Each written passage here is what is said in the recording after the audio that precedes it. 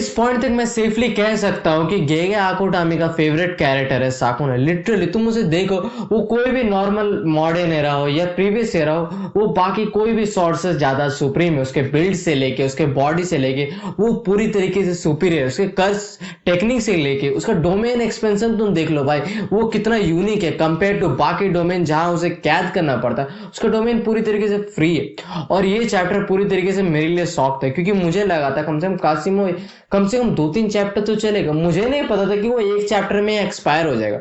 और ये चैप्टर में हमें पूरी तरीके से साकुना का डोमिनेंस दिखता है और वो दिखाता है क्यों वो स्ट्रॉन्गेस्ट है। चैप्टर की शुरुआत में हमें कासिमो एक्सरे विजन यूज करता हुआ दिखता है, जिससे कि वो किसी को भी देख सकता है, उसके कर्ज को मैनिपुलेशन देख सकता है, ये सब देख सकता है। और यहीं पर ही कासिमो सिर्फ उस साकुना के ब्यूटी को रिकॉग्नाइज करता है और वो बोलता है कि साकुना कितना परफेक्टली बिल्ड है। उसके 2 हाथों में वो वेपन पकड़ता है, बाकी 2 हाथ से वो फाइट करता है और उसके पेट में एक बहुत बड़ा मुंह है, जिससे कि वो कोई भी स्पेल चैंट कर सकता है। अगर तुम कभी गोजो और साकुना का फाइट देखो, उसमें पता चलता है कि गोजो रेड और ब्लू यूज करने टाइम पे चैंट करता है और यही पर ही साकुना सुपीरियर, क्योंकि उसके पेट में चैंटिंग करने की जरूरत नहीं, वो आराम से फाइट के टाइम में बोल भी सकता है। प्लस उसके पास चेस्ट में मुंह, जिससे कि वो लिटरल कर्स अटैक स्पैम कर सकता है। उसके पास दोनों हाथ फ्री भी है, जिससे वो कुछ भी कर सकता है और बाकी 2 हाथों में वेपन्स है।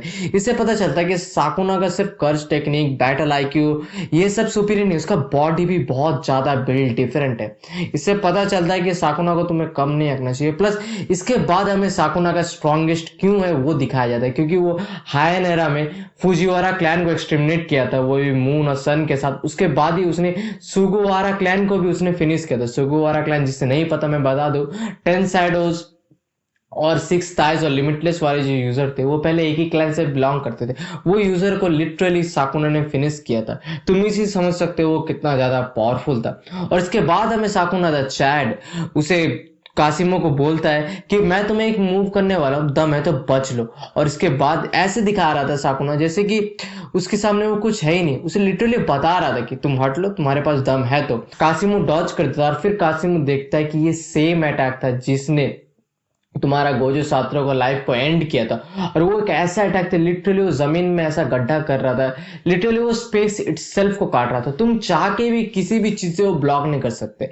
गोजो अपने लिमिटलेस से ब्लॉक करने गया, वो पूरी तरीके से खत्म हो गया। ऐसा नहीं कि तुम कोई सीमेंट के पीछे पड़ जाओगे या तुम कोई सील्ड लगा लोगे तो बच जाओगे, लिटरली स्पेस इटसेल्फ को काटता है। तो तुम कुछ भी कर लो, तुम इसे ब्लॉक नहीं कर सकते। इसके बाद साकुना कासिमो को बताता है कि मुझे कई टाइम पहले मुझे किसी ने बताया था कि प्यार क्या होता है और तुम बहुत लोनली हो, तुम्हें प्यार की जरूरत है। पर उसे पता नहीं कि उसने गलत आदमी चुना है, क्योंकि मुझे प्यार की कभी जरूरत नहीं है। अगर वो तुम्हें कासिमो या गोजो सात्रो को बोलता क्या पता वो समझ भी जाते, पर मेरे लिए प्यार का कोई मतलब नहीं है। इसके बाद साकुना पूरी तरीके से कासिमो को डोमिनेट करता है और इसके बाद हमें पता चलता है कि वो कितना ज्यादा पावरफुल है। उसने एक ऐसा नेट, स्पाइडर नेट की तरह एक अटैक यूज करता है जिससे कहीं से भी तुम भाग नहीं सकते, चाहे तुम कुछ भी कर लो तुम्हें वो स्लैश होना ही है। और मुझे लगता है इसके बाद कासिमो मर जाता है। हमें क्लियर नहीं दिखाया जाता है कासिमो डेड है कि नहीं, पर मेरे हिसाब से वो मर जाता है। इसके बाद हमें हायन एरा का जो कासिम है वो दिखाया जाता है, क्योंकि वो पास्ट से प्रेजेंट में आया, इस वजह से भी। उसके बाद हमें दिखाया जाता है कि वो बहुत ज्यादा स्ट्रॉन्गेस्ट था। और इसके बाद साकुना से बताता है कि तुम और मेरे बीच यही कॉमन है कि हम लोग अपने एरा के स्ट्रॉन्गेस्ट। यहीं पर हमारा सिमिलरिटीज खत्म होता है। और तुम्हारे जितने भी फाइट्स तुमने लड़े होंगे, कोई भी तुमसे मरा होगा ना तो वो प्राउड फील करता होगा। और तुम्हें जितने भी जन तुम्हें प्यार करते होंगे ना, तुम्हें सब इसीलिए प्यार करते थे क्योंकि तुम स्ट्रॉन्गेस्ट हो। वो मरते भी थे तो वो खुशी से मरते थे कि मैं मरा हूं एक स्ट्रॉन्गेस्ट सर। वो बस तुम्हारा रिकॉग्निशन चाहते थे, यही बताना चाहता था साकुना। और उसके बाद उसे बोलता है कि अगर तुम्हें ऐसा ही लगता है तो तुम इतने साल बाद वापस क्यों आए, तुम अपने आप को एक कर्स ऑब्जेक्ट में क्यों बनाए, कासिमो ये पूछता है। उसके बाद साकुना चैडली रिप्लाई करता है कि मैं तुम्हारी तरह नहीं हूं, मुझे कोई लोनलीनेस में कोई प्रॉब्लम नहीं है, बल्कि मुझे तो मजा आता है इसमें। साकुना उसके बाद अपना विलेनलेस डायलॉग देता है और उसके बाद उसको बताता है कि मैं तुम लोग की तरह नहीं हूँ कि मुझे लोनलीनेस फील होता है, कि मैं स्ट्रॉन्गेस्ट हूँ तो मुझे अकेला फील होता है, बल्कि मुझे इसमें मजा आता है। मैं स्ट्रॉन्गेस्ट हूँ, इसका मतलब मैं कुछ भी कर सकता हूँ। मैं चाहे किसी को भी मार सकता हूँ, मैं किसी को भी खा सकता हूँ, मैं जो चाहूँ वो हो सकता है। साकुना इसे समझाता और उसे बताता भी कि मुझे कोई लोनलीनेस से मुझे प्रॉब्लम नहीं, बल्कि मुझे इसमें मजा आता है। इस वजह से भी मैं अपने आप को प्रिजर्व किया और ताकि मैं बाद में आ सकता हूँ, और इस वजह से भी मैं तुम सबसे सुपेरियर हूँ बन गया। ये जब वो जिंदा था क्या ऐसा हुआ होगा जिसकी वजह से वो ऐसा टर्न आउट हुआ?